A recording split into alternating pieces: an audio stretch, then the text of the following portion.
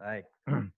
Jadi saudara yang dikasih oleh Tuhan, kita akan melihat pada sore hari ini tentang pelajaran yang sangat penting, yaitu bagaimana kita mengenal Tuhan Yesus dari Injil Injil Markus, sehingga saudara bisa lebih memahami, lebih mengenal pribadi Tuhan Yesus dari Injil Markus ini sendiri.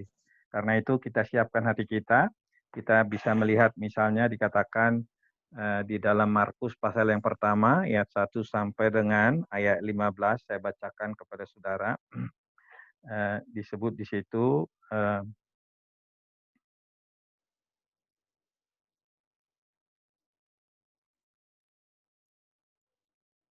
ada sedikit masalah. Oke. Disebut di situ dalam pasal yang pertama ayat 1 sampai dengan 15. Inilah permulaan Injil tentang Yesus Kristus, Anak Allah, seperti ada tertulis dalam kitab Nabi Yesaya. Lihatlah, aku menyuruh utusanku mendahului engkau. Ia akan mempersiapkan jalan bagimu. Ada suara yang berseru-seru di padang gurun. Persiapkanlah jalan untuk Tuhan, luruskanlah jalan baginya. Demikianlah Yohanes Pembaptis tampil di padang gurun dan menyerukan, bertobatlah dan berilah dirimu dibaptis dan Allah akan mengampuni dosamu. Lalu datanglah kepadanya orang-orang dari seluruh daerah Yudea dan semua penduduk Yerusalem. Sambil mengaku dosanya, mereka dibaptis di sungai Yordan. Yohanes memakai jubah bulu unta dan ikat pinggang kulit, dan makanannya belalang dan madu hutan. Inilah yang diberitakannya. Sesudah aku akan datang ia yang lebih berkuasa daripadaku. Membungkuk dan membuka tali kasutnya pun aku tidak layak. Aku membaptis kamu dengan air, tetapi ia akan membaptis kamu dengan Roh Kudus. Ayat 9, pada waktu itu datanglah Yesus dari Nazaret di tanah Galilea, dan ia dibaptis di sungai Yordan oleh Yohanes. Pada saat ia keluar dari air, ia melihat langit terkoyak dan roh seperti burung merpati turun ke atasnya. Lalu terdengarlah suara dari sorga, engkaulah anakku yang kukasihi, kepadamu aku berkenan. Segera sesudah itu roh memimpin dia ke padang gurun. Di padang gurun ia tinggal 40 hari lamanya, dicobai oleh iblis. Ia berada di sana di antara binatang-binatang liar dan malaikat-malaikat melayani dia. Sesudah Yohanes ditangkap, datanglah Yesus ke Galilea memberitakan Injil Allah. Katanya, waktunya telah genap, kerajaan Allah sudah dekat, bertobatlah dan percayalah kepada Injil. Ada yang menarik dari Injil Markus ini. Ya, tentu kita bertanya, siapakah yang menuliskan Injil Markus ini? Yang banyak para ahli mengatakan yang ini ditulis oleh seorang yang bernama Markus. Ada juga yang mengatakan tentu ini ditulis oleh orang yang mengaku Markus, atau ada orang yang mengatakan ini ditulis oleh muridnya Markus. Dan Markus tentu bukanlah salah seorang dari 12 murid Tuhan Yesus. Dia dikatakan di dalam Alkitab keponakan dari Barnabas. Dan dia juga diakui oleh Rasul Petrus, anak rohaninya. Ya, rupanya masih ada hubungan persaudaraan antara Rasul Petrus dengan Markus. Sehingga Markus waktu itu yang muda ini diajari, diceritakan cerita Tuhan Yesus, duduk persoalannya, karena Rasul Petrus tentu sudah mengikut Tuhan selama 3,5 tahun. Bagaimana dia dipanggil sebagai nelayan, lalu dipanggil dia untuk menjadi muridnya dan penjala manusia, dan dilatih selama 3,5 tahun. Tentu siang malam dia sudah melihat bagaimana Yesus berkata-kata, bagaimana Yesus bertindak, dan ini tentu terekam begitu dalam di memori Markus. Lalu kemudian Markus menceritakan ini kepada Petrus menceritakan ini kepada Markus, lalu kemudian Markus menuliskan. Jadi yang menulis cerita tentang Tuhan Yesus ini adalah seorang yang bernama Markus. Nah, siapakah Markus itu, saudara?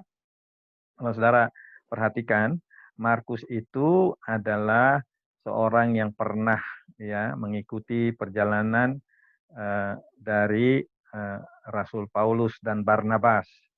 Ya, diceritakan itu di dalam Kisah Para Rasul. Ya, ketika perjalanan yang pertama, rupanya Rasul Paulus mengajak Markus, namanya Yohanes Markus, untuk bersama-sama. Tetapi kemudian di dalam perjalanan rupanya Markus ini belum siap. Karena mungkin sekali Markus melihat betapa beratnya medan pelayanan yang dihadapi baik oleh Barnabas maupun Paulus. Misalnya mereka pergi ke Pulau Siprus, lalu kemudian ada gubernur di situ Sergius Paulus yang eh, apa eh, berhadapan dengan Rasul Paulus, dan juga ada di situ namanya paranormal, dan kemudian Rasul Paulus mengusir roh jahat dari paranormal itu karena mengganggu pelayanan Paulus kepada gubernur Sergius Paulus waktu itu di sana. Dan kelihatannya Markus belum siap untuk melihat medan pelayanan, cukup berat. Lalu kemudian dia mengundurkan diri. Nah, di kemudian hari, bahwa ketika Paulus dan Barnabas merencanakan perjalanan yang kedua, dikatakan bahwa Barnabas ingin mengajak Markus, tetapi Paulus sudah tersinggung. Lalu kemudian dia katakan tidak perlu membawa orang seperti itu. Lalu Barnabas membela Markus, dan lebih baik bagi Barnabas berpisah. Maka Paulus membawa Silas di dalam perjalanannya, lalu Barnabas pergi ke tempat lain pelayanan bersama dengan Barnabas bersama dengan Markus. Dan kemudian hari Markus mungkin banyak berjumpa dengan Rasul Petrus, sementara Paulus dan Silas keliling perjalanan kedua, ketiga yang saudara bisa baca di dalam Kisah Rasul, ya, bagaimana perjalanan dari Rasul Paulus untuk memberitakan Injil. Jadi kita lihat di sana, saudara yang dikasih oleh Tuhan, bahwa Injil ini ditulis oleh seorang yang pernah dianggap gagal, ya, gagal, dianggap tidak memenuhi standar, ya, dianggap oleh Rasul Paulus tidak memenuhi standar dalam pelayanan. Tetapi Markus tidak menyerah. Hanya mungkin pada waktu itu Markus belum siap. Terus kemudian dia dibantu oleh pamannya Barnabas maupun Rasul Petrus. Dan kemudian hari jadilah dia menuliskan Injil ini. Dia bercerita tentang siapa Tuhan Yesus kepada jemaat Kristen yang ada di kota Roma, atau yang orang Kristen yang di wilayah Roma, dan di mana orang Kristen pada waktu itu menghadapi banyak tekanan. Ya, itu sebabnya Injil Markus ini sangat kuat menjelaskan betapa pentingnya kita menjadi murid Kristus yang sejati. Betapa pentingnya kita yang mengenal Tuhan Yesus memikul salib, membayar harga, ya kan, menyangkal diri, dan terus mengikut Dia. Jadi Injil Markus ini sangat kental dengan apa yang disebut mengajari orang bagaimana hidup sebagai murid, ya, sebagai pengikut, sebagai orang yang terus belajar kepada Tuhan Yesus, memahami firman-Nya dan perkataan-perkataannya.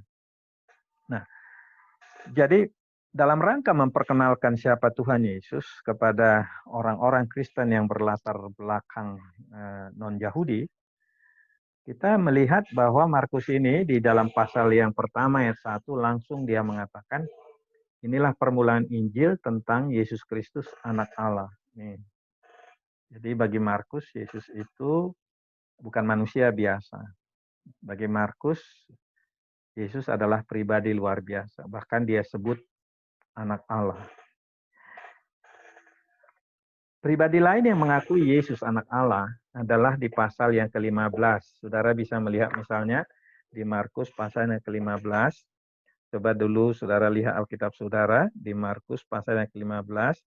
Saat Tuhan Yesus menyerahkan nyawanya, ya, kemudian dia berkata kepada Bapaknya dengan suara yang nyaring di Markus 15, lalu berserulah Yesus dengan suara nyaring dan menyerahkan nyawanya. Ketika itu tabir bait suci terbelah dua dari atas sampai ke bawah. Waktu kepala pasukan yang menyalibkan Yesus membawanya dari pengadilan Pilatus sampai ke Golgota, kepala pasukan. Dan kepala pasukan ini pun sudah mendera Tuhan Yesus 40 kurang 1, artinya 39 kali. Saudara bisa lihat informasi bagaimana Tuhan Yesus disiksa, ya, dijelaskan oleh Injil Yohanes. Ya. Di sebuah tempat namanya Litrostos. Ya.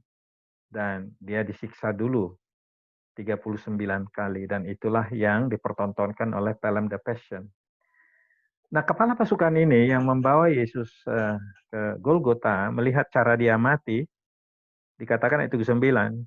Waktu kepala pasukan yang berdiri berhadapan dengan dia melihat cara matinya, dan dia berkata, sungguh orang ini adalah anak Allah. Kepala pasukan sampai kepada kesimpulan bahwa Yesus itu anak Allah, karena dia yang menyiksa. Ya, dia yang menghajar Yesus. Dia yang memimpin penyiksaan itu. Tetapi rupanya justru dia lihat, ya, selama Tuhan Yesus memikul salib, tidak menggerutu, lalu kemudian waktu disalib, ya kita tahu ada 7 perkataan Tuhan Yesus yang terkenal di salib. Ya. Salah satu perkataan yang terakhir adalah sudah selesai, dan kemudian dia menyerahkan nyawanya. Barangkali juga kepala pasukan ini melihat ya, Tuhan Yesus berdoa kepada Bapaknya, Bapa ampunilah mereka sebab mereka tidak tahu apa mereka perbuat. Ucapan-ucapan Yesus itu kayaknya kena ke hatinya dan dia amati. Ya, apalagi ada seorang penjahat di samping Tuhan Yesus yang berkata, Yesus, ingatlah aku kalau engkau datang sebagai raja. Terus Tuhan Yesus berkata, hari ini juga engkau bersama-sama dengan aku di Firdaus. Saya kira kata-kata ini semua didengar kepala pasukan. Jadi si penyiksa Yesus justru kemudian hari mengakui bahwa Tuhan Yesus ini benar-benar anak Allah. Ini mirip dengan Rasul Paulus. Saudara bisa lihat kisah Rasul Paulus di kisah Rasul pasal yang ke-8, ya, bagaimana dia menyiksa orang-orang Kristen, lalu kemudian bahkan membunuh Stefanus. Dan nanti di pasal 9, saudara lihat bagaimana dia ditangkap oleh Tuhan dalam perjalanan menuju Damsyik. Ya. Dan kemudian dia dibutakan 3 hari, lalu kemudian datanglah ya seorang bernama Ananias, ya, menemui Saulus, lalu kemudian dia diberitahu bahwa Tuhan Yesus menyuruh aku datang kepadamu, dan seterusnya itu, lalu dia dibaptis. Segera Rasul Paulus berubah, yang tadinya penganiaya, akhirnya dia membuktikan bahwa Tuhan Yesus adalah anak Allah, Mesias yang dijanjikan oleh para nabi. Begitu juga kita lihat dalam bagian ini, Markus, ya, setelah belajar kisah Yesus dari pamannya, baik Barnabas maupun Petrus, kemudian dia yakin bahwa Tuhan Yesus itu adalah pribadi yang perlu disampaikan kepada dunia. Itu sebabnya dia mengatakan di pasal 1, inilah permulaan Injil, inilah permulaan kabar baik, kabar sukacita, kabar gembira, kabar di mana Allah melawat umat manusia, umat yang berdosa diberi pengampunan. Itulah kabar gembira. Dan kemudian dikatakan Yesus Kristus itu anak Allah. Dan itu juga diakui oleh kepala pasukan yang menyiksa dia. Jadi ini menarik sekali Injil Markus, ya. Langsung to the point dia menjelaskan Yesus itu bukan manusia biasa, tapi Yesus itu adalah anak Allah. Dan tampaknya inilah yang perlu sekarang ini. Saudara dan saya dipanggil oleh Tuhan, kita hidup di Indonesia, memberitahu kepada banyak orang yang juga mengandang Tuhan Yesus itu manusia biasa. Dia hanya guru moral kok, dia hanya nabi kok. Ya. Apalagi kalau saudara baca di dalam pasal yang ke-6, saudara lihat Markus pasal yang ke-6 sebentar, di sana orang Nazaret, kawan-kawannya yang bertumbuh, ya, orang-orang di Nazaret, ketika Yesus datang ke sana berkhotbah di sebuah rumah ibadah, Lalu kemudian dikatakan ayat 2, pada hari Sabat ia mulai mengajar di rumah ibadat dan jemaat yang besar takjub ketika mendengar dia dan mereka berkata, dari mana diperolehnya semua itu? Maksudnya dia cerdas itu dari mana?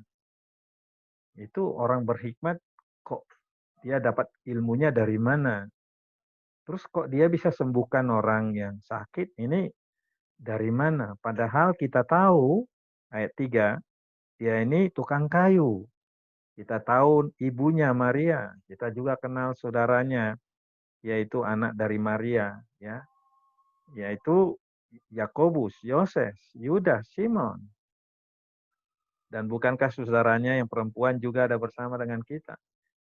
Ya, banyak orang mengatakan ada 2 saudara perempuan dari Tuhan Yesus yang lahir dari Maria, ya, perkawinan dari Yusuf dan Maria. Dan dikatakan di sana mereka kecewa dan menolak dia. Tapi Markus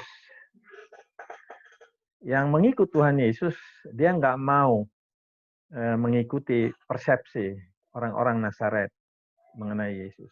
Saudara harus ingat ya, ada 2 nama saudara Yesus di sini, yaitu Yakobus dan Yudas.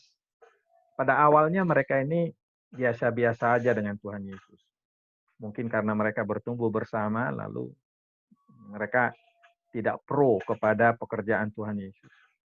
Tetapi setelah Yesus naik ke surga, dia bangkit dari kematian, barangkali mereka melihat ternyata dia Mesias, dan kemudian dia naik ke surga, 10 hari kemudian Roh Kudus turun, kerjaan Roh Kudus membuat Yakobus yang disebut di sini, Yakobus dan Yudas yang disebut di sini di kemudian hari menjadi pengikut Tuhan.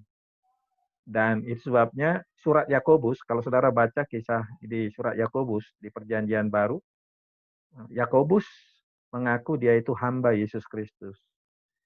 Ahli-ahli Perjanjian Baru mengatakan surat Yakobus itu ditulis oleh saudara Tuhan Yesus, ya, yang awalnya menolak dia, awalnya ya menganggap dia hanya tukang kayu saja, orang biasa. Begitu juga Yudas. Di Alkitab Perjanjian Baru kalau Anda lihat ada surat Yudas, itu juga ditulis oleh Yudas, saudara Tuhan Yesus. Nah, kalau kita lihat di sana adalah orang membutuhkan waktu supaya mengenal Tuhan Yesus, bukan manusia biasa. Tuhan Yesus adalah Allah yang menjadi manusia, yang digelari, gelarnya adalah anak Allah. Itulah yang dikatakan oleh Markus. Inilah sebabnya Markus ini luar biasa. To the point dia bercerita tentang Tuhan Yesus. Terus kemudian kita lihat lagi dalam bagian ini, dikatakan, sudah disampaikan tadi oleh saudara bahwa tiba-tiba diperkenalkan oleh Markus tentang suara Nabi Yesaya. Suara Nabi Yesaya yang dilanjutkan dengan Yohanes Pembaptis. Artinya, sebelum Yesus datang ke dunia, dia didahului dulu oleh seorang bernama Yohanes Pembaptis. Itu sebabnya Injil Markus tidak panjang lebar menceritakan bagaimana Yesus lahir di Bethlehem. Matius pasal yang kedua, saudara bisa lihat di sana bagaimana kelahiran Yesus. Dan Lukas juga menceritakan bagaimana kelahiran Yesus. Dan juga Lukas pasal 1 menceritakan bagaimana kelahiran Yohanes Pembaptis yang mendahului Yesus sesuai dengan nubuat Nabi Yesaya. Tapi Markus kelihatan memilih tidak perlu dijelaskan itu. Dia fokus kepada perbuatan-perbuatan Yesus. Kalau ada orang bertanya, kenapa Markus tidak menceritakan kelahiran Yesus? Barangkali pertanyaannya adalah dia punya fokus ingin menjelaskan karya-karya Tuhan Yesus. Di kemudian hari baru ada Matius yang melengkapi dan kemudian menceritakan datangnya orang Majus, gitu. Dan Injil Matius yang mengatakan bagaimana Yosef atau Yusuf yang ragu, yang mau menceraikan Maria karena tunangannya itu hamil. Saudara bisa lihat di Matius pasal pertama. Lalu pasal 2 menceritakan bagaimana saat Yesus dilahirkan di Bethlehem ada orang Majus datang, ya, melihat bintangnya. Markus tidak perlu menceritakan itu. Bagi dia, dia pilih, yaitu Matius yang menuliskan.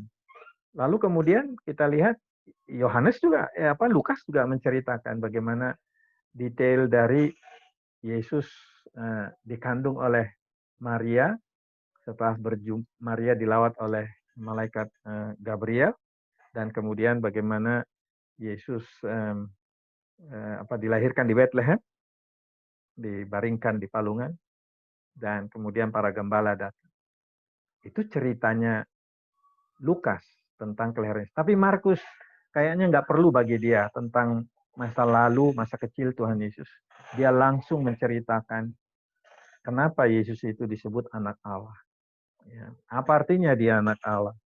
Lalu kemudian dikutiplah di sana pernyataan Nabi Yesaya mengenai Yohanes Pembaptis ayat yang keempat. Demikianlah Yohanes Pembaptis tampil di padang gurun dan menyerukan, bertobatlah, berilah dirimu dibaptis dan Allah akan mengampuni dosamu.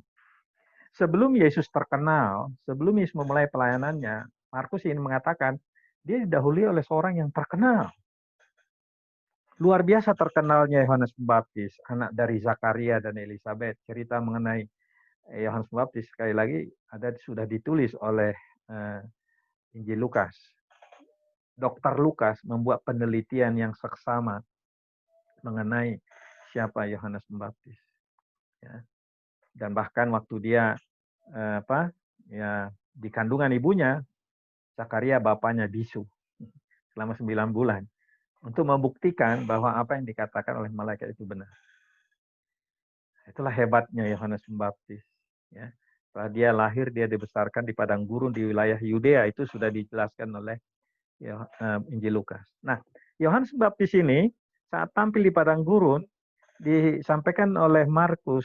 Yohanes Pembaptis ini orang berwibawa. Ya. Kenapa? Ayat 5. Datanglah kepadanya orang-orang dari seluruh Yudea dan semua penduduk Yerusalem. Perhatikan penggunaan kata yang disampaikan oleh Markus. Datanglah orang-orang dari seluruh daerah Yudea. Saya nggak tahu apakah Markus di sini hiperbolis, berlebih-lebihkan. Tapi ini membuat gambaran kepada kita bahwa Yohanes Pembaptis ini dicari orang. Unik dia karena powerful suaranya, menggema seperti nubuat Nabi Yesaya. Lihat aku mengutus utusanku mendahului engkau, ia akan mempersiapkan jalan bagimu. Ada suara yang berseru-seru di padang gurun. Persiapkanlah jalan untuk Tuhan, luruskanlah jalan baginya. Di roh Tuhan begitu powerful dalam diri Yohanes Pembaptis menyuarakan sebuah pesan utama, bertobat, berpaling kepada Allah, ya, mengakui dosamu. Bukti bahwa kau bertobat, mengaku dosamu, berilah dirimu dibaptis. Seruan itu powerful. Dan kemudian dampaknya adalah dikatakan ayat 5. Dari seluruh daerah Yudea datang. Dan perhatikan kata digunakan. Semua penduduk Yerusalem. Saya nggak tahu apakah maksud semua setiap orang sudah langsung datang pada Yohanes Pembaptis, saya tidak tahu. Tapi ini menunjukkan skala gema dari pengaruh Yohanes Pembaptis. Pendahulu Yesus, perintis Yesus. Yang membuat orang lagi terkesan dengan Yohanes kelihatannya kepolosannya. Dia tidak pakai mobil Mercedes, dia tidak pakai kuda, karena kuda bisa simbol status pada waktu itu. Tapi dia katakan penampilannya memakai jubah bulu unta dan ikat pinggang kulit, dan makanannya belalang dan madu hutan. Dan kalau saudara melihat perjanjian lama, termasuk Nabi Elia dalam 1 Raja-Raja pasal 18, pasal 19, seperti ini juga nyentrik gayanya, bahwa nabi-nabi yang diutus oleh Allah di sekitar padang gurun daerah Yudea di masa lalu, memang gaya hidup mereka nyentrik. Ya. Karena fokus perhatian mereka adalah mendengarkan suara Tuhan. Ingat Nabi Yesaya sebagai seorang nabi pun gaya hidupnya cukup nyentrik. Dia mengatakan setiap pagi aku memberi telingaku kepada Allah. Dia membentuk lidahku menjadi lidah seorang murid. Seperti itulah Yohanes Pembaptis. Dan kemudian dia tidak minder dengan penampilannya jubah bulu unta, ikat pinggangnya kulit, makanannya belalang dan madu hutan, hal seperti itu. Dia tidak minder dengan itu, tidak merasa inferior dengan itu, karena dia tahu siapa dia, lalu untuk apa dia datang. Dan yang menarik lagi adalah orang yang terkenal ini, selain pesannya, pesan pertobatan, panggilan pertobatan supaya orang ngaku dosa di hadapan Tuhan. Dan yang berikut adalah ayat 7 dan 8. Dia sudah terkenal, tetapi dia berani ngaku, sesudah aku akan datang, ia yang lebih berkuasa daripada aku. Membungkuk dan membuka tali kasutnya pun aku tidak layak. Wah, hebat banget ini. Seorang pribadi yang sudah terkenal, yang sudah dikagumi banyak orang. Orang datang dari seluruh wilayah Yudea, penduduk Yerusalem pun mencari dia, padahal tinggalnya dia di bukan di kota, dia tinggalnya di padang gurun, dan orang datang ke Sungai Yordan karena di situ dia seringkali berkhotbah, karena ada hubungannya nanti mereka memberi diri dibaptis di Sungai Yordan. Tapi orang ini ngaku, aku ini nggak ada apa-apanya. Ada pribadi yang jauh lebih besar dari aku. Yaitu dia yang akan membaptis kamu dengan Roh Kudus. Perhatikan, nama Yesus belum disebut Yohanes Pembaptis di sini. Nama Yesus nggak dia sebut. Tapi karakternya, tugasnya sudah dia sebut. Bahwa Tuhan Yesus lebih berkuasa daripadaku, satu. Bahkan diungkapkan membuka tali sepatunya pun aku nggak layak. Ungkapan seperti ini biasanya menunjukkan kerendahan hati. Dan biasanya dalam tradisi orang Yahudi nggak biasa membuka tali kasut orang. Ya, itu adalah sebuah kehinaan. Tapi Yohanes Pembaptis mengatakan, membuka tali kasutnya pun aku nggak layak. Dan lalu mengatakan, dia akan membaptis kamu dengan Roh Kudus. Ini dalam sekali maknanya.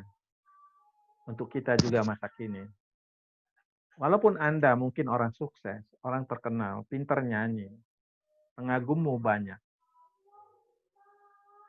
Tapi apakah kamu dipanggil oleh Tuhan? Apakah kamu juga tahu apa tugasmu? Tugasmu, panggilanmu adalah memberitahu kepada banyak orang bahwa ada pribadi yang sanggup merubah hidupmu. Kenapa sanggup merubah hidupmu? Karena pribadi itu mengutus rohnya ke dalam hatimu. Membaptis kamu dengan Roh Kudus. Kalau kita lihat dalam seluruh Injil Perjanjian Baru dan seluruh kitab Injil sama dengan Tuhan Yesus mengutus rohnya ke dalam hati kita yang percaya. Saat Roh Kudus hadir di hati kita, terjadilah perubahan yang luar biasa. Yang tadinya pembenci kayak Paulus, menjadi orang mengasihi. Yang tadinya orang yang sangat khawatir, menjadi orang penuh damai. Yang tadinya orang kikir, seperti Sakeus. Sakeus kikir, luar biasa dia. Di Lukas pasal yang 19, saudara tahu cerita Sakeus. Ya, sampai merampas harta orang. Karena dia kepala bea cukai. Tapi setelah berjumpa dengan Tuhan Yesus, Roh Kudus merevolusi hidupnya. Sampai dia bilang kepada Tuhan Yesus, Tuhan, setengah dari hartaku akan kuberikan pada orang miskin. Orang kalau sudah dijamah oleh Tuhan Yesus, dia punya cara pandang mengenai apa? Sukses. Cara pandang mengenai kehebatan dirinya. Cara pandang mengenai popularitas dirinya. Cara pandang mengenai apa yang dia miliki. Itu sebabnya kita berterima kasih kalau Tuhan Yesus sudah menjamah hidup kita. Saudara juga yang mengikuti kegiatan ini, walaupun saudara kebanyakan kaum muda, ya, untuk itulah Tuhan memanggil saudara. Perintis. Ya. Perintis, membuka jalan. Saudara bisa mengelola kelompok PA di gereja. Membuka jalan dengan mengelola kelompok PA itu, ketika PA berlangsung, Roh Kudus memakai firman-Nya mengurapi orang. Ketika Anda mempersiapkan bahan khotbah, cerita kepada anak, cerita kepada remaja, dari firman Tuhan, sebenarnya peranan Anda sama juga. seperti yang Baptis, membuka ruang ya, supaya Roh Allah menyapa mereka. Tugas kita adalah seperti yang Baptis juga merintis. Saudara juga mirip dengan suara yang berseru-seru dimanapun Anda berada. Ya. Suara bisa dalam artian simbolik. Suara dalam arti simbolik maksud saya adalah ya kehidupan saudara yang berubah. Bersuara bagi banyak orang. Ya. Kalau ada misalnya seorang yang tadinya pemabuk, tidak pemabuk lagi, wah itu bergema. Kalau ada orang yang seringkali usil sama orang, tidak lagi seperti itu bergema. Sama seperti saya dengar kesaksian seseorang yang berjumpa dengan Tuhan Yesus, dia tadinya preman di pasar. Ya, sebagai preman ini tentulah juga dia sering menyiksa istrinya, kekerasan demi kekerasan di rumahnya. Tetapi anehnya tetangganya mulai menyimak, kok nggak ada lagi teriakan di rumah saat dia menyiksa istrinya atau saat dia marah kepada anaknya. Mulai tetangga heran, loh kok nggak ada lagi ya ribut di keluarga itu. Terus bapak preman ini pun kalau ketemu orang, selamat pagi gitu. Nggak pernah seperti itu, makanya banyak orang mulai heran. Ya setelah berbulan-bulan mulai orang bertanya, kenapa kok kamu bisa begitu? Lalu mulai dia bercerita, ada seorang pribadi yang mengubah hidup saya. Namanya Tuhan Yesus. Lalu dia kemudian menjadi perintis. Dia kemudian mengambil jalan Yohanes menjadi perintis pada banyak orang, menunjuk jalan supaya orang itu membuka hati pada Tuhan Yesus. Dan untuk itulah juga saudara yang kuliah, mulai semester ini dipanggil Tuhan, Anda menjadi perintis. Sebagai mahasiswa pun Anda menjadi pembuka jalan kepada orang lain untuk mengenal firman Tuhan. Setelah Yohanes diperkenalkan oleh Markus, perhatikan ayat 9 sampai dengan 11. Markus tidak panjang lebar menjelaskan bagaimana Yesus dibaptis di Sungai Yordan. Kalau saudara mau mengetahui bagaimana Yesus dibaptis di Sungai Yordan, saudara bisa melihat misalnya Matius pasal 3 ayat 1 sampai 6. Kemudian juga di Lukas pasal 3 ayat 1 sampai 6 ya. Bagaimana Yesus itu dibaptis Sungai Yordan ya. Di Matius pasal yang ketiga 13-17 juga lebih panjang, saudara bisa lihat kalau saudara membuka Alkitab saudara di situ Matius 3 13 sampai 17. Bahkan Yesus datang menemui Yohanes, terjadi percakapan. Ya, akulah yang perlu engkau baptis. Kenapa engkau datang kepada aku? Lalu Yesus bilang, oh biarlah hari itu terjadi karena demikianlah sepatutnya kita menggenapkan seluruh kehendak Allah. Dan kemudian Yohanes mengikutinya membaptis Yesus. Dan kemudian Lukas menuturkan ketika seluruh orang banyak itu dibaptis, dan ketika Yesus juga dibaptis, sama juga cerita Matius, Markus, Lukas, bahwa terbukalah langit. Lalu kemudian terdengar suara. Matius menuliskan hal serupa. Markus menuliskan hal serupa. Lukas menuliskan hal serupa. Suara yang mengatakan, inilah anakku yang kukasihi, kepadamu lah aku berkenan. Matius 3 ayat 17. Sedangkan Markus yang kita baca tadi berkata, lalu terdengarlah suara dari surga, engkaulah anak yang kukasihi, kepadamu lah aku berkenan. Lalu Injil Lukas pasal 3 ayat yang ke-22 berkata, dan turunlah Roh Kudus dalam rupa burung merpati ke atasnya, dan terdengarlah suara dari langit, engkaulah anak yang kukasihi, kepadamu aku berkenan. Kalau 3 Injil menuliskan hal itu, apa artinya? Itu benar. Sama seperti kalau saudara lihat mujizat Yesus memberi 5.000 orang makan dengan 5 roti dan 2 ikan. Perhatikan, itu ditulis oleh 4 Injil. Matius menuliskan, Markus menuliskan, Lukas menuliskan, Yohanes menuliskan. Terus kalau ada 4 orang sudah menuliskan hal itu, apa itu dusta? Enggak lah, itu sorry lah, itu cerita benar lah supaya kita bisa merenungkan. That is true. Nggak ada dusta di situ. Dan sekarang kita lihat di sini ada 3 orang selain Markus, Matius, Lukas juga menuliskan hal serupa. Terdengar suara dari sorga. Dan kita diajak untuk melihat di sini bahwa ini peristiwa yang unik, yang selalu disebut dengan peristiwa inaugurasi. Mirip dengan kalau seorang mahasiswa mau memulai perkuliahan, dia ada penyambutan dulu, malam inaugurasi dulu. Ini peristiwa inaugurasi, penyambutan, permulaan dari pelayanan Yesus selama 3,5 tahun, apalagi pelayanannya sangat mulia. Puncaknya nanti dia memberi nyawanya di kayu salib untuk menebus dosa umat manusia. Markus pasal yang ke-10 ayat 45 dikatakan Yesus apa?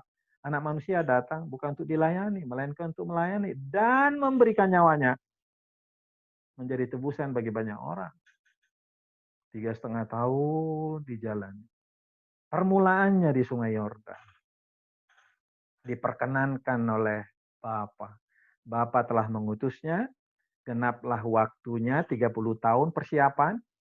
Karena rata-rata orang Yahudi, kalau dia mau menjadi guru Taurat, guru spiritual, tradisi di orang Yahudi biasanya harus berumur 30 tahun.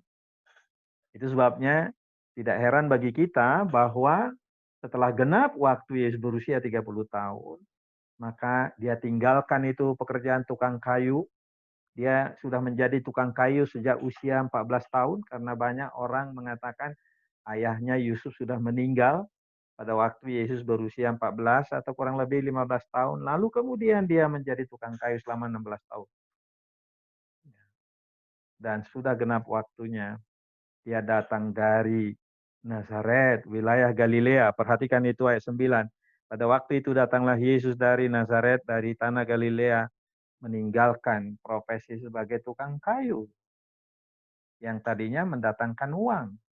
Tadinya Yesus tiang ekonomi keluarga. Tadi kita sudah lihat siapakah saudara-saudaranya dalam pasal 6. Termasuk tiang ekonomi bagi ibunya Maria. Tapi mulai saat itu, Tuhan Yesus enggak lagi tukang kayu. Makanya jangan heran, saudara-saudaranya enggak mau percaya kepadanya. Barangkali dianggap ini enggak bertanggung jawab pada keluarga. Saudara baca itu di dalam Yohanes pasal 7. Ya, bagaimana saudara-saudaranya pada awalnya tidak percaya kepada dia. Nah, dikatakan di sini, Yesus datang dari Nazaret. Dipersiapkan 30 tahun. Tolong ya, perhatikan, catat. Kalian yang belajar. Persiapan Yesus 30 tahun. Ini hebat. Ibrani pasal 5 ayat 8. Catat ya, Ibrani pasal 5 ayat 8. Tuhan Yesus belajar taat. Taat dari apa yang harus dia pikul. Kalau Sang Bapa menugaskan dia datang ke dunia ini persiapan selama 30 tahun. Taat.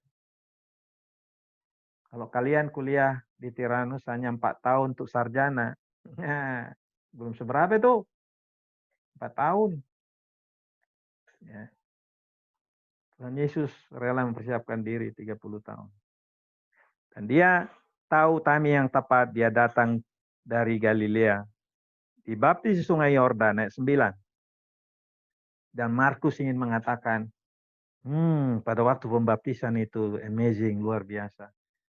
Ya, langit terkoyak, nggak tahu gambaran langit terkoyak itu mungkin karena seperti ada, nggak tahu kita melukiskan itu apa arti langit terkoyak, apakah artinya ada embun, terus kemudian tiba-tiba menjadi cerah, kita nggak tahu langit terkoyak seperti apa. Tapi dikatakan di sana adalah ada suara, lalu kemudian datangnya burung merpati, ya, menyimbolkan Roh Kudus. Tuhan Yesus memulai pelayanannya. Sang Bapa itu berkata, engkau anakku yang kukasihi, kepadamu lah aku berkata. Karena itulah tadi Markus mengatakan ayat 1, inilah permulaan Injil tentang Yesus Kristus anak Allah. Apakah Markus yang mengatakan dia anak Allah? No, perhatikan. Karena di Sungai Yordan, pada waktu Yesus dibaptis, ada suara dari atas yang berkata, inilah anakku yang kukasihi, kepadamu lah aku berkenan. Karena itulah Markus berkata, dalam pasal 1 ayat 1. Inilah permulaan Injil tentang Yesus Kristus. Dia tidak sebut pria Nazaret. Dia tidak sebut mantan tukang kayu. Inilah permulaan Injil tentang Yesus Kristus, anak Allah. iblis menghalangi upaya gereja, upaya kita orang percaya mengatakan Yesus itu anak Allah. Karena nanti saudara bisa lihat itu di mana? Di Matius pasal 4. Coba lihat Alkitabmu Matius pasal 4. Dikatakan di sana Matius pasal 4 bahwa iblis segera mengambil upaya untuk mencobai Tuhan Yesus supaya Bapa jangan berkenan kepadanya. Kenapa pencobaan di padang gurun itu penting? Supaya kita bisa melihat saat Allah Bapa mengakui putranya, inilah anakku, kepadanya aku berkenan, iblis tidak suka itu. Itu sebabnya dia ambil jalan mencobai Yesus di padang gurun dengan berkata apa? Jika engkau anak Allah. Loh, kau kan diakui oleh Bapa anak Allah. Kau kan diakui, kepadamu aku berkenan. Sudah diucapkan itu kan, pada waktu kau dibaptis. Kayaknya gitulah. Iblis ini berkata pada Yesus. Kau kan diakuinya anaknya. Kalau begitu, batu ini bisa dong kau ubah jadi roti. Kalau begitu, jatuhkan dirimu dari hubungan bait Allah. Kalau kau loncat ke bawah, tidak luka, tidak lecet. Mana mungkinlah dibiarkannya anaknya lecet. Terus percobaan yang ketiga. Kau kan anak Allah. Kau bisa memiliki semua ini. Asal kau sujud menyembah aku.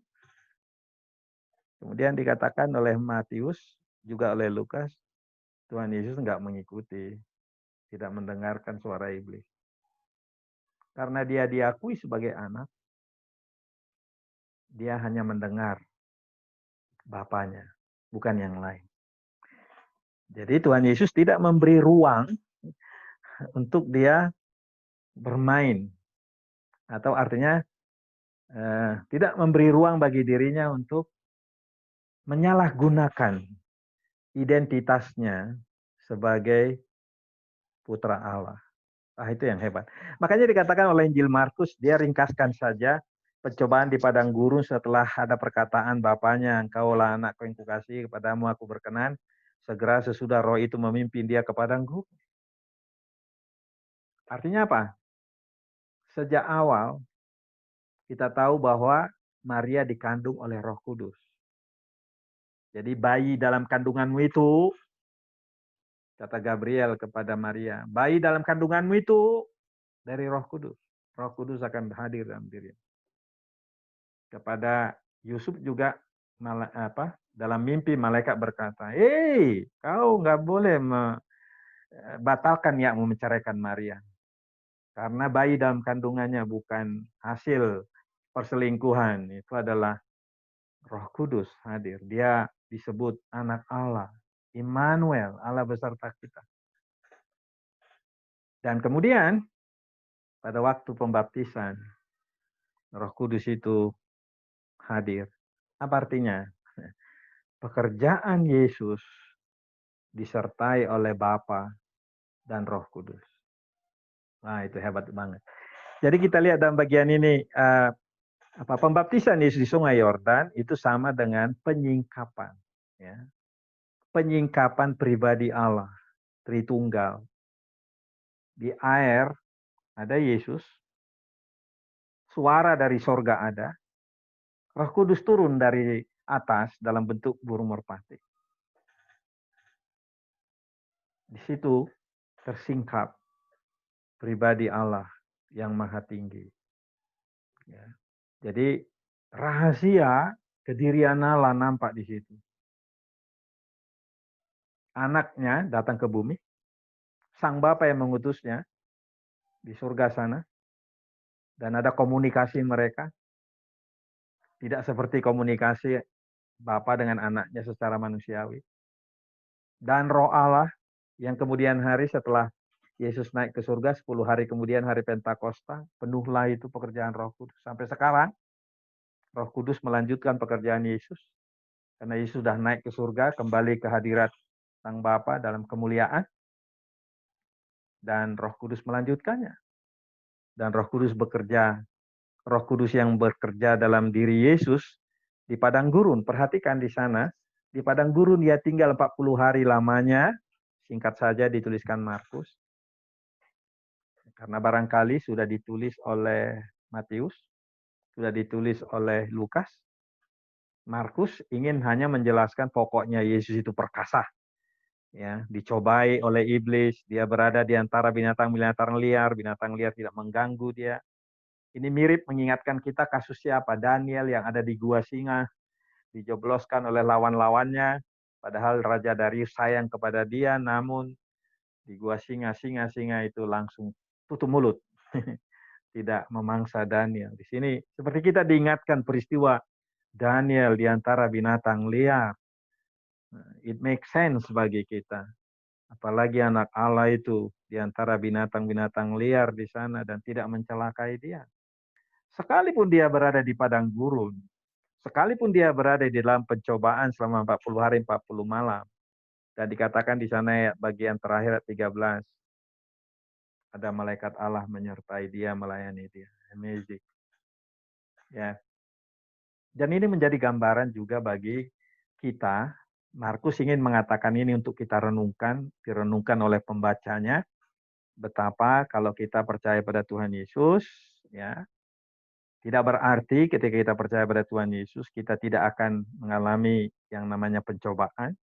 Mungkin saja kita masuk ke dalam pencobaan, tetapi ketahuilah bahwa di dalam masa itu, dia tetap hadir. Ya. Intervensi Allah itu nyata, sama seperti intervensi Sang Bapa melalui mengutus malaikatnya melayani dia, begitu juga intervensi Allah saat anak-anaknya mengalami masalah. Nah, sekarang lihat itu di Markus pasal yang keempat. Coba lihat Markus pasal 4, saudara. Saudara lihat di sana, Markus pasal 4. Bagaimana ketika Yesus membawa murid-muridnya di danau, dia naik perahu ke seberang, lalu perahu mereka itu diterpa oleh badai, ayat 37, lalu mengamuklah taupan yang sangat dahsyat, ombak menyembur masuk ke dalam perahu, sehingga perahu itu mulai penuh dengan air. Murid-murid udah panik, ya.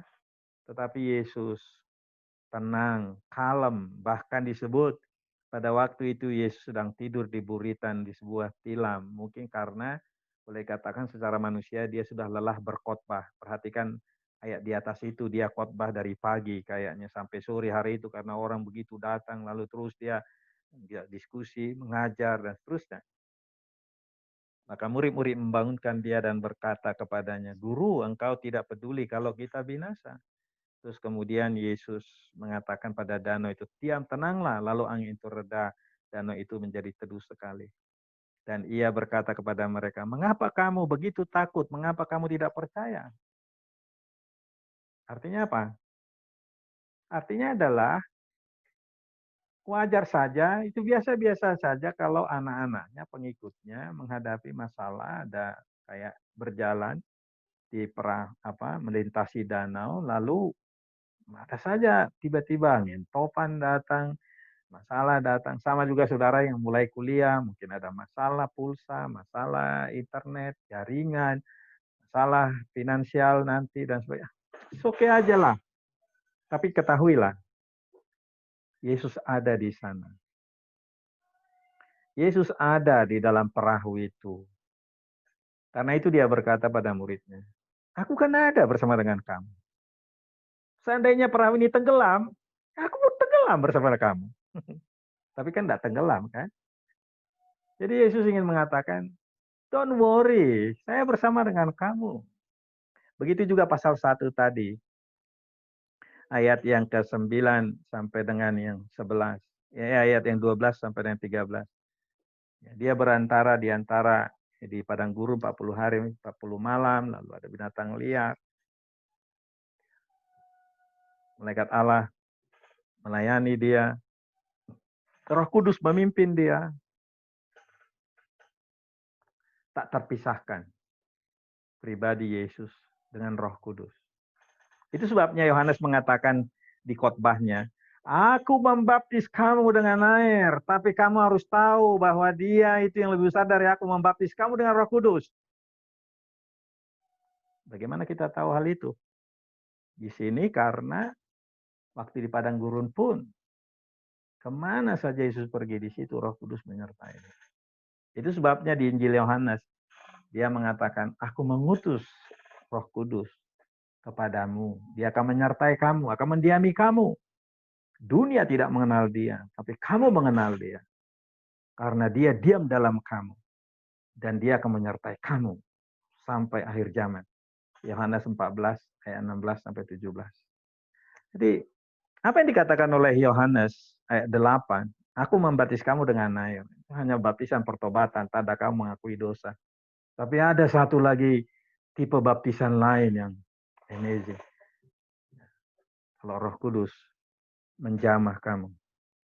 Nah, karena kita sampai dengan ayat 15, pada sore hari ini, kita lihat ayat 14 dan 15. Jadi 40 hari 40 malam anak Allah itu di padang gurun dicobai, lalu kemudian 14 dan 15 dikatakan sesudah Yohanes ditangkap. Nanti penangkapan Yohanes, saudara bisa lihat itu di pasal yang ke-7 ya, sorry. Penangkapan Yohanes itu saudara bisa lihat itu di pasal yang ke-6. Pasal yang ke-6 ayat 14. Ya, sesudah Yohanes ditangkap itu diceritakan pasal yang pertama ya, ayat 14. Dan bagaimana Yohanes ditangkap, gara-gara apa? Dan ujungnya akhir hidup Yohanes di penjara. Saudara lihat di pasal 6 ayat 14 sampai dengan 29. Nah, sesudah Yohanes ditangkap, setelah pendahulu itu selesai tugasnya, setelah selesai tugasnya yang mendahului, barulah Markus menceritakan Tuhan Yesus pergi ke Galilea memberitakan Injil Allah. Kabar baik tentang kasih Allah, kabar baik tentang kemurahan Allah. Lalu serunya adalah waktunya telah genap, kerajaan Allah sudah dekat. Maksudnya pemerintahan Allah sudah dekat, lawatan Allah sudah dekat.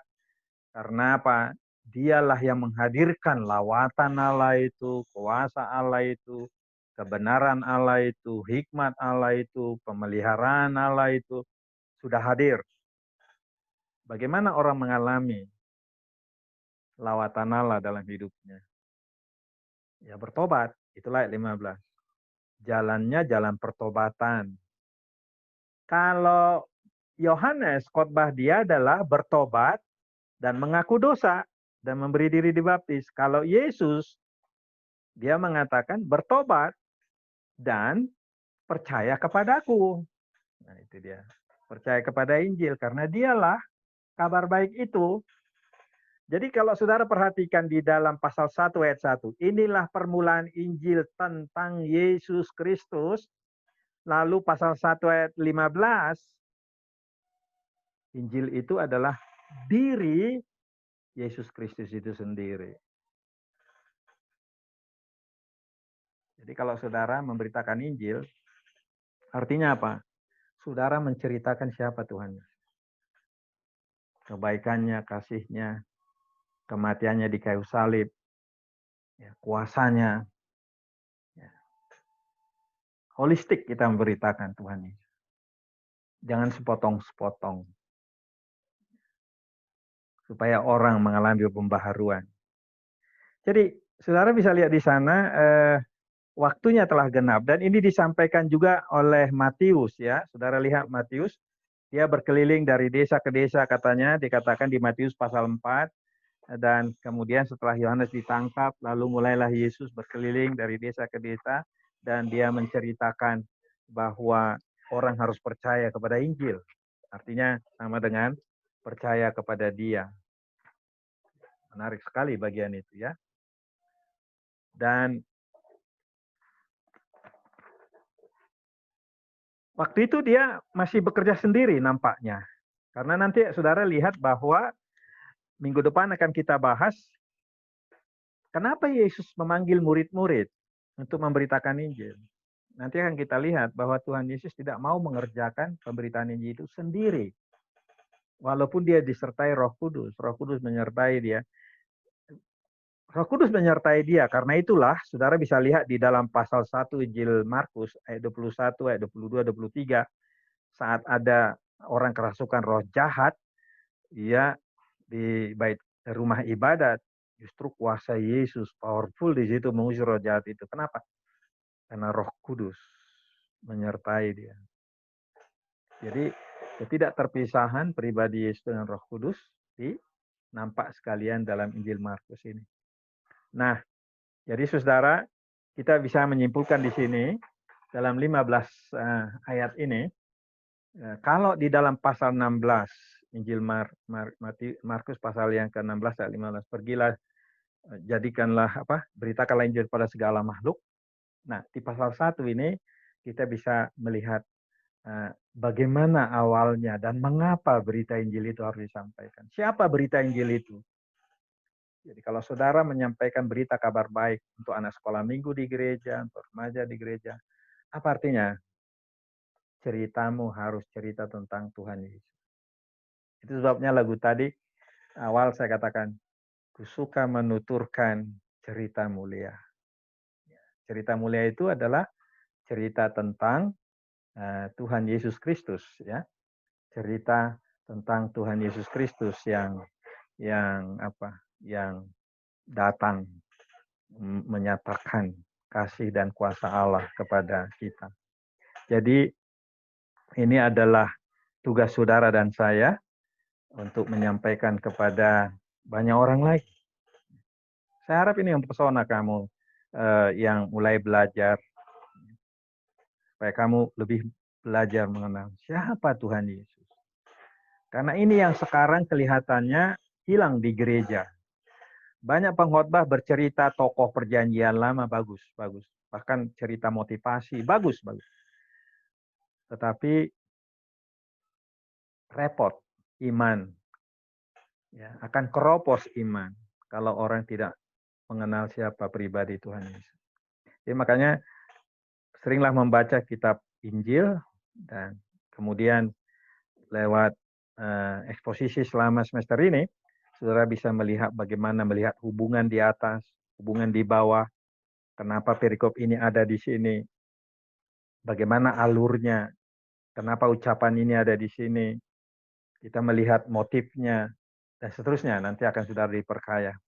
Dan kita lanjutkan nanti pada minggu yang akan datang untuk kita bisa menyimak lebih jauh lagi. Kenapa Tuhan Yesus membutuhkan saudara? Kenapa Tuhan Yesus mengutus saudara kuliah? Karena saudara dipanggil untuk menyertainya, untuk membuka rintis jalan. Dan seperti murid-murid, nanti akan kita lihat ya. Pasal 2, pasal 3 akan kita lihat bagaimana awalnya 4 murid. Nanti akan lihat di pasal yang berikutnya tambah 1 murid, yaitu Lewi. Lewi adalah seorang petugas di bea cukai, dipanggil oleh Tuhan. Lalu kemudian nanti di pasal 3, saudara lihat tiba-tiba Yesus menetapkan 12. Dan Markus hanya menjelaskan ada 12, walaupun Lukas menceritakan ada kelompok 70. Dan kita akan terpesona bahwa ternyata sampai sekarang Tuhan Yesus memanggil orang menjadi muridnya, pengikutnya untuk diutus. Merintis jalan, menceritakan Injil.